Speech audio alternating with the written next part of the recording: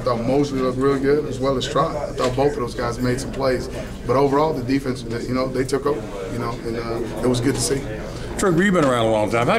How do you know when it's the defense playing good? And I mean, both sides can't have a great day on the same day. Absolutely. Well, again, when they're playing on your side of the line of scrimmage, or when the ball's in there and they're making a play, when all things are equal, but their guys making a play, then they're playing good.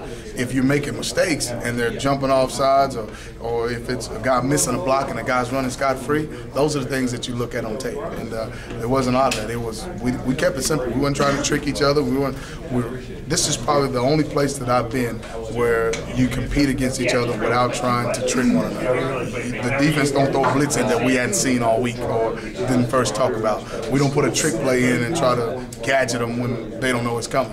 We line up and see who's going to win at the point, where there's no place to hide. And that's what we've been trying to find out. Who will hit somebody, who will run to the football, who will be physical, and who will get after it for 60 minutes. D'Angelo had a couple of big plays today. He did. He played well today. He did really good. And he'll tell you, I tell him, the worst compliment I can give him is potential. That means you haven't done it yet. You've been here long enough, son, that now that you're healthy, you need to show up and get that done. And I think he'll, in my opinion, if he keeps working like he is, he'll be really good back there. Talk about Trevon and his development after having to kind of sit out some last year. What have you seen out of him this spring? I tell you what, he is a competitor, and he is a playmaker.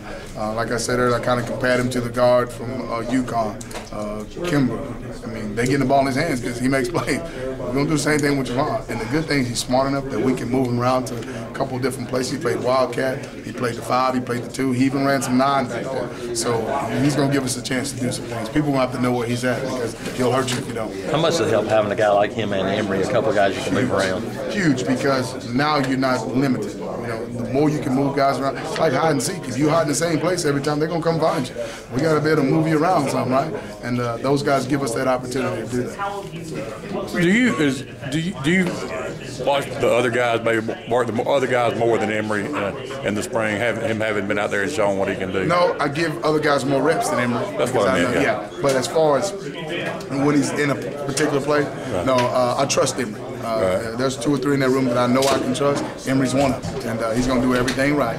He's going to be where he's supposed to be, and he's going to handle his business on that end of it. He's not perfect by any means, and he's still a young kid and makes choices and decisions that we have to coach him up. But when he steps between those white lines, he tries his best to do exactly what he's coached to do. And like I said, it's a compliment to his high school coaches and to his family.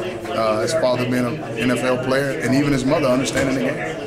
How about Q Carr? What do you say? A lot better. Today, I didn't want one ball thrown to Q. I specifically said, even in warm-ups, because Q ain't got a problem catching football. His problem was will he block on the perimeter.